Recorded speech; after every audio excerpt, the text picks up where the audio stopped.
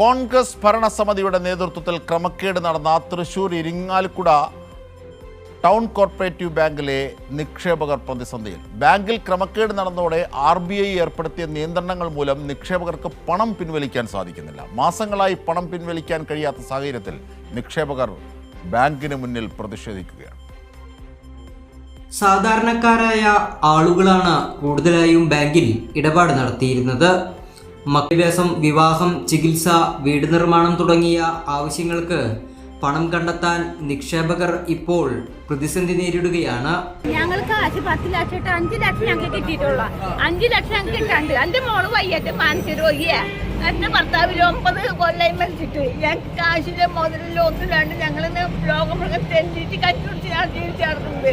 എന്റെ മോൾക്ക് മരുന്നിന് പോലും കാശില്ല. സ്ഥിരം ഞാൻ മരുന്ന് കഴിച്ചുകൊണ്ടിരിക്കുന്ന ആളാണ്. മരുന്ന് മേടിക്കാനായിട്ട് അവിടെ ഇനി നടക്കേണ്ടത്, ഇനി റൂട്ടിൽ തെണ്ടി നടക്കണം. എന്നിട്ടാണ് നാടാഴ്ചയിട്ട് എനിക്ക് ഒരു ദിവസം ചെല്ലുതോറും എനിക്ക് എൻ്റെ ജീവിതം എന്തായി തീരുമെന്ന് അറിയില്ല. ജോലി ചെയ്തായിരുന്ന ആളാണ്. അവിടെ നിന്ന് കിട്ടിയ ആനുകൂല്യമാണ് ഇവിടെ കൊണ്ടുപോയി ഇട്ടത്. ആ ഇട്ട കാര്യം ഇങ്ങനെയൊക്കെ വന്നു കഴിഞ്ഞപ്പോൾ പറഞ്ഞു, RBI അല്ലേ 6 മാസം കൊണ്ട് തള്ളും, മറ്റൊന്നും കിട്ടുന്നൊക്കെ പറഞ്ഞു.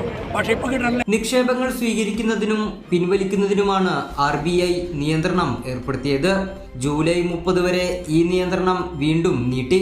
അതുമാത്രമല്ല, കുറഞ്ഞത് 1 വർഷത്തേക്ക് നിയന്ത്രണം നീട്ടാനാണ് RBI ആലോചിക്കുന്നത്. കോൺഗ്രസ് നേതാവും ഇരിഞ്ഞാലക്കുട നഗരസഭാ ചെയർമാനുമായ MP ജാക്സൺ ആയിരുന്നു ബാങ്കിന്റെ ചെയർമാൻ. മാനദണ്ഡങ്ങൾ പാലിക്കാതെ കോൺഗ്രസ് നേതാക്കൾക്കും അനുയായികൾക്കും വഴിവിട്ട രീതിയിൽ വായ്പകൾ നൽകിയതാണ് ബാങ്കിനെ തകർച്ചയിലേക്ക് നയിച്ചത്.